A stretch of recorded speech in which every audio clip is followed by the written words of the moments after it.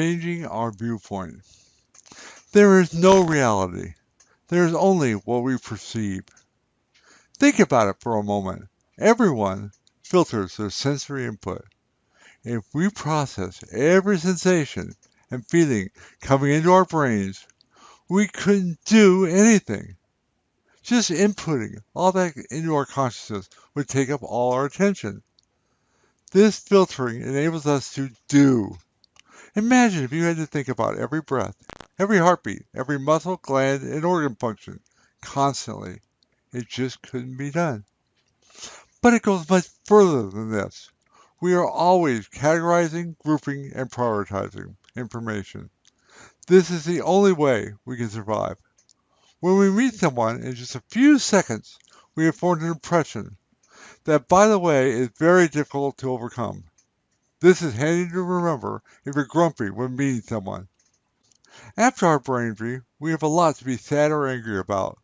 We have partially lost many of the functions that make our lives meaningful and enjoyable. We struggle constantly with recalling people we know and think we're supposed to do. Life seems to be a constant game of catch-up, and we're always behind. People seem to shy away from us. Our appearance or behavior throws them off. I had a long period of depression, some years of suicidal thoughts and hopes. If I could just die. Why can't I die? Please, let me die. I was quite depressed for over a decade. Daily suicidal thoughts. Nothing was any good. I knew I was in trouble. One strong indicator was that I started listening to soft rock on the radio. I've always liked many kinds of music, but this bland, mind-numbing tripe wasn't close to what I had preferred. After a long time of these obsessive thoughts, they are called suicidal ideations, I just got sick and tired of it all. I had long since decided that I was not going to kill myself. I told myself it was because I was afraid of blowing the suicide and ending up even worse.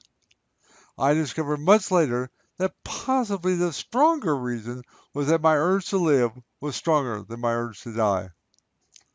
Once I decided that I was going to live, I felt I had to make my life better, less painful. I found that for myself, I had to change my attitude. The ongoing depression I was constantly immersed in just wasn't working. It only led to tears. So I consciously decided to try to change my worldview. What I tried, and what worked for me, was thought stopping. This technique involves making a conscious decision to stop the suicidal thoughts by commanding, yelling, or mind screaming to yourself. This technique doesn't always work, but it did work for me then. I've read a bit about this, and it's rather controversial.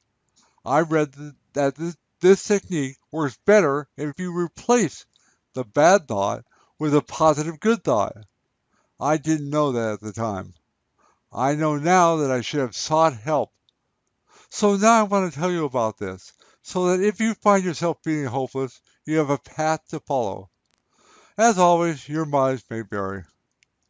If you have had or are presently having such ideations, get help now. Call or contact me if you feel stuck. Day or night, any day, call. Second, try what I did. Look for the positive in your experience. In another posting, I'll talk about a philosophy that slowly and intermittently, but eventually, brought me out of the quicksand of depression. Toodles!